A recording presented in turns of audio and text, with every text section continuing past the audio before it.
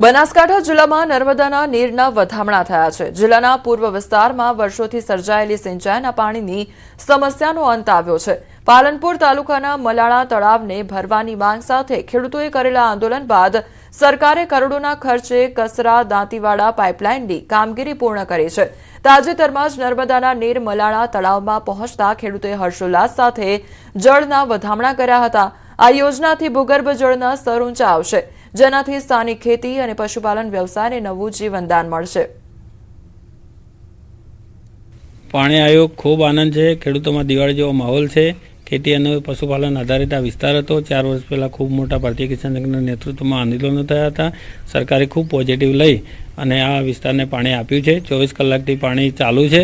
અત્યારે બંધ થયું છે ટેકનિકલ કારણોસર, પણ આ તળાવ ભરાશે તો આ વિસ્તારના 25 ગામડાઓને ખૂબ મોટો ફાયદો થવાનો છે। અમારા વિસ્તારમાં અહીંયા બિલકુલ પીવા માટે પણ પાણી નહોતું। 180 ફૂટે કાળો પથ્થર હતો અને આખા વિસ્તારમાં પાણી પીવા માટે પણ ધરોઈનું આવે। આ જે પાણી આવ્યું ખેડૂતમાં ખૂબ મોટી ખુશી છે, કારણ કે આખો વિસ્તાર ખેતી અને પશુપાલન સાથે સંકળાયેલો છે। આજે 24 કલાકથી છેલ્લા 24 કલાકથી નર્મદાના નીર અમારા તળાવમાં આવી રહ્યા છે। ખેડૂતોમાં ખૂબ ખુશીનો માહોલ છે અને દિવાળી જેવો માહોલ છે, એટલે સરકારનો ખૂબ આભાર માનીએ છીએ। અમે પશુપાલન માટે ટેન્કર લાવીને પશુ પાતા હતા, ટેન્કર નોખાઈને અત્યારે પાણી આવ્યું એટલે અમને આત્મવિશ્વાસ થયો સરકાર ઉપર કે પાણી તળાવમાં નોખ્યું છે તો હવે સરકાર ભરશે તો અમારે પશુને પાણી ટેન્કર દ્વારા નહીં લાવવું પડે અને કૂવામાં અને બોરમાં પાણી ચાલતું થઈ જાય એવી અમને આશા છે। અને આજુબાજુના ખેડૂતોને ખુશીનો માહોલ છે કે આ તળાવ પાણી આવ્યું 2 દિવસથી તો ખુશીનો માહોલ છે એમ। આજના સમયમાં લોકો કમ્પ્યુટર અને મોબાઈલ પાછળ ઘેલા થયા છે, ત્યારે સમાજને ભારતનો ઇતિહાસ અને સાંસ્કૃતિક વારસો વિસરાઈ ન જાય એવા હેતુસર ગોધરાના નિવૃત્ત તલાટી શાંતિલાલ પરમારે મેચબોક્સ, દેશ વિદેશની ચલણી નોટો અને સિક્કા, ટપાલ ટિકિટ, પોસ્ટકાર્ડ સહિત એકત્રિત કરવાનો અનોખો શોખ ધરાવે છે। તેઓએ આજની પેઢીને આ પ્રકારના શોખ કેળવવા માટે પણ અપીલ કરી રહ્યા છે। શાંતિલાલ પરમારે આ શોખ દ્વારા દેશ વિદેશમાં પોતાના સંગ્રહિત વસ્તુઓના પ્રદર્શન યોજી ચૂક્યા છે અને વિવિધ સ્તરે તેઓને સન્માનિત પણ કરવામાં આવ્યા છે, જેમાં લંડન બુક ઓફ રેકોર્ડ અને એશિયન બુક ઓફ વર્લ્ડ રેકોર્ડનો પણ સમાવેશ થાય છે। શાંતિલાલ પરમારનો બાળપણથી કેળવાયેલો આ શોખ આજે પણ યથાવત છે અને તેઓ આજે પણ પગપાળા ફરતા હોય છે। આ દરમિયાન પણ વિના સંકોચ ટિકિટ અને મેચબોક્સ મેળવી લેવામાં નાનમ અનુભવતા નથી। સાથે તેઓ યુવા પેઢી જીવનમાં આ પ્રકારના શોખ કેળવવા અપીલ પણ કરી રહ્યા છે। અને હું તલાટીની નોકરી કરતો હતો।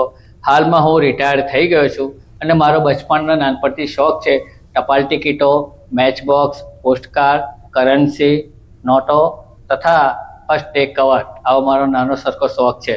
અને આ શોખ દ્વારા મેં વિશ્વની અંદર મારા ઘણા પ્રદર્શનો પણ મૂકેલા છે।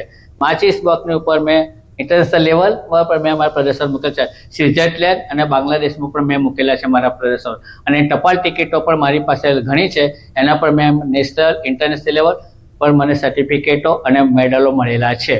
આ ઉપરાંત મારી પાસે અલગ અલગ પ્રકારની માચીસો છે। એ માચીસો અંદાજે જોવા જાય તો 27,500 છે। એમાં મને London book of world record અને એશિયન બુક ઓફ વર્લ્ડ રેકોર્ડમાં મારું નામ આવેલું છે।